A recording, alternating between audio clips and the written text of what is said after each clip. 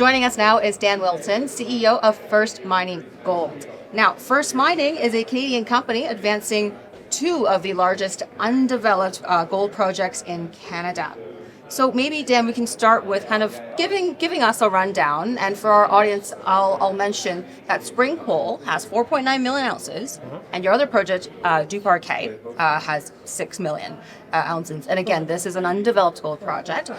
Nearly 12 million ounces total. Can you walk us through your strategy for unlocking this value you've got? Yeah, the strategy really focuses on advancing these projects to some critical milestones. So Spring Pole is one of the most advanced projects right now in the environmental assessment process.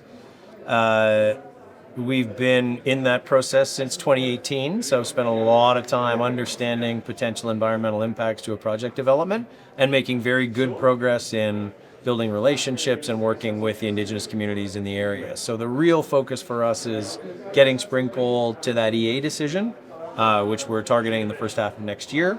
And then at the same time, advancing Duparat, particularly on the exploration and on the environmental side.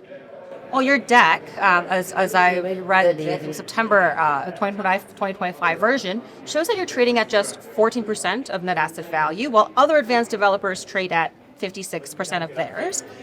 It seems like an enormous valuation gap. What's keeping, institutional investors at bay right now? And how will you close that gap with the upcoming catalysts? Yeah, I think Spring Pole, the deposit at Spring Pole sits in the bay of a lake. And that's always been something that a lot of investors have looked at skeptically. And so... Why skeptical? I think because there is a perception, and I think, listen, when you discover an ore body that's going to need some kind of mitigation of moving or managing the water in a lake, there's a lot you need to know in order to know if you're going to be able to do that. So in 2010, when the ore body was kind of discovered in its current formation, there was a lot of risk to that. I genuinely understand that, but we've been at this now for 15 years. This is one of the best studied aquatic habitats in Canada. We've done an enormous amount of work understanding potential geochemistry, understanding hydrology and hydrogeology around the project. So we've systematically, helped design a project, and it's been an iterative process as we've kind of learned, taken in impacts and concerns and, real improvements that have been put forward by some of the Indigenous communities that we're working with.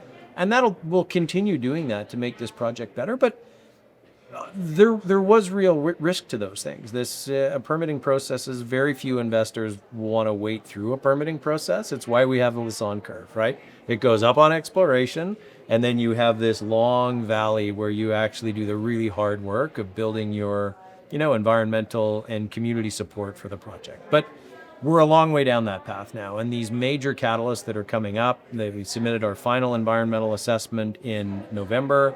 We've been through a public comment period. We've received, a significant number of questions from regulators, from Indigenous communities. We've answered now most of those questions, and we'll continue in that back and forth process. But, we're really kind of getting to the point where the community's done a lot of work to understand the projects, and we're starting to now get to the point where we can shift those discussions into, what should this project look like?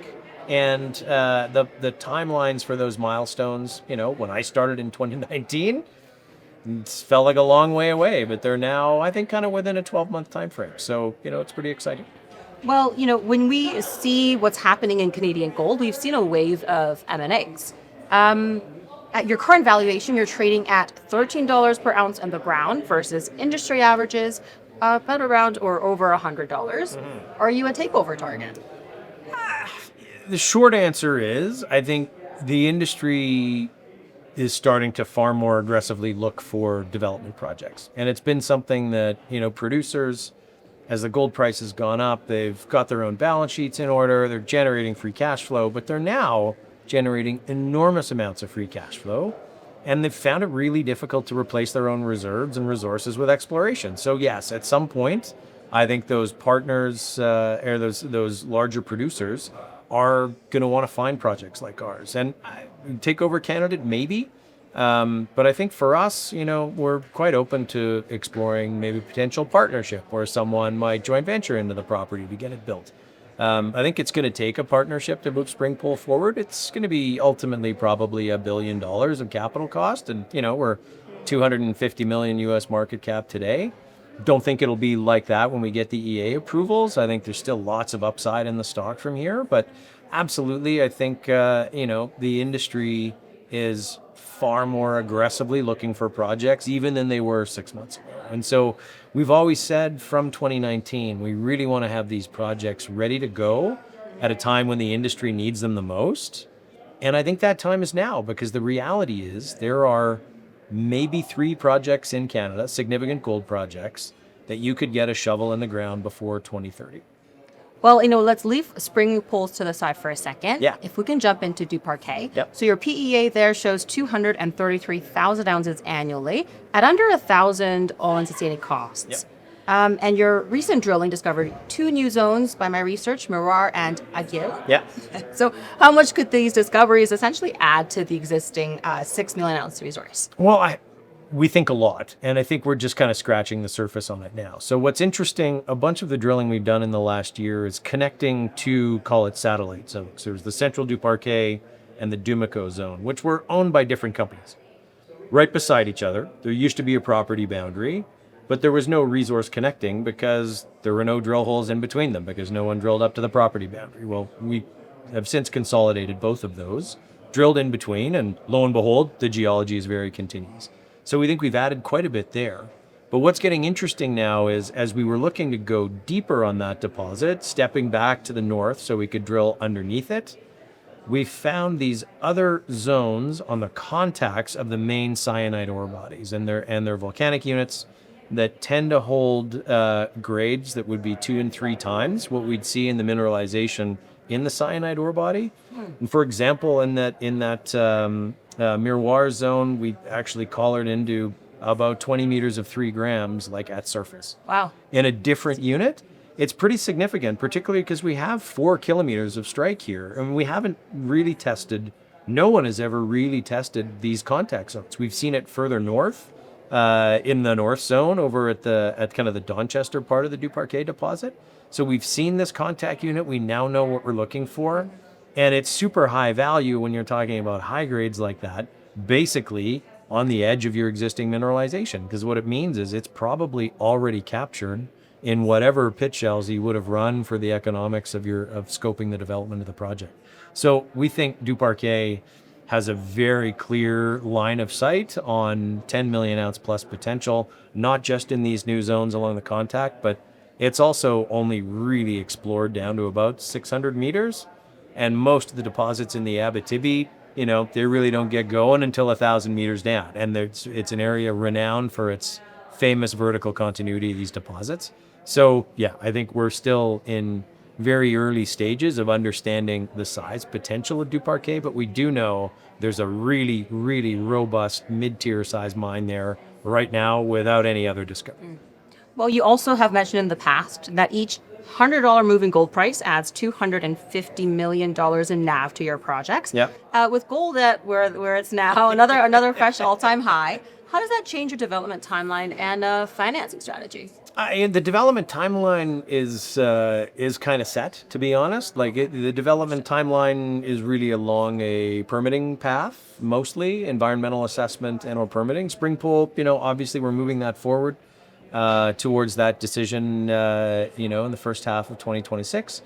At Duparat, it gives us a real interest in starting the baseline environmental work so that we can continue to advance that project through in 26 and 27 through other areas of technical study, so that on the back of Springpole, which really, could be targeting construction decision 2027, 2028, we have an ability potentially to pivot onto Duparat after that. So, and the one thing I can tell you is, the robustness of these deposits and the leverage that these big gold deposits give investors really comes through when you look at, that value that we're talking about, the $250 for every $100 in the gold price, is based on studies that were done in Springpole $2,000 ago, right? The PFS at Springpole was a $1,600 gold price. Well, it's $3,600 right now. So the one thing we know is that the costs have not escalated at anywhere near the pace that the gold price has increased. So very, very robust projects. And I think all it does is shine a light on the importance of these big deposits and the strategic importance of them to the industry.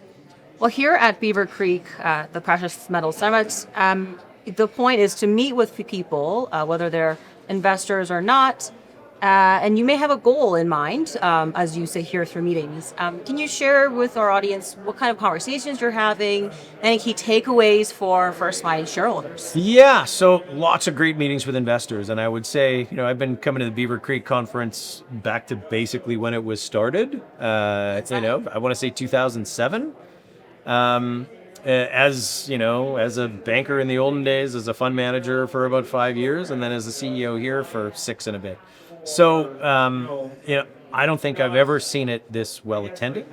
And for us, I don't think I've ever seen this many investors here really focused on looking for opportunities. We've seen a great run in the gold market, gold producers. We've seen great share price performance. A lot of investors are now looking at, we made great returns there. Where do we find value in the sector? And so for us, a lot of those conversations, and whether it's with investors, whether it's with corporates, really signal in on what are these near-term catalysts coming for First Mining, whether that's, getting further agreements signed with Indigenous communities, which we're working hard at, whether it's, advancements in the environmental assessment process. All of those things, I think, are kind of coming together to frame Springpole particularly as one of very few near-term development projects. It's still trading at a significant discount to its fundamental value and a significant discount to its peers. So we still see, share price has gone up quite a bit. We still see real upside in the projects here and, lots of opportunity to unlock value for our shareholders, but also to unlock value for the communities around which we're going to develop the project. Well, I think this is our very first time having you here, at least with me. So thank you for making the time. Well, thanks so much. I really appreciate it. So this is Dan Wilton of First Mining. It's FF on the TSX. Of course, you can go to CEO.CA to also check out what others are saying on the message board. Thanks for watching.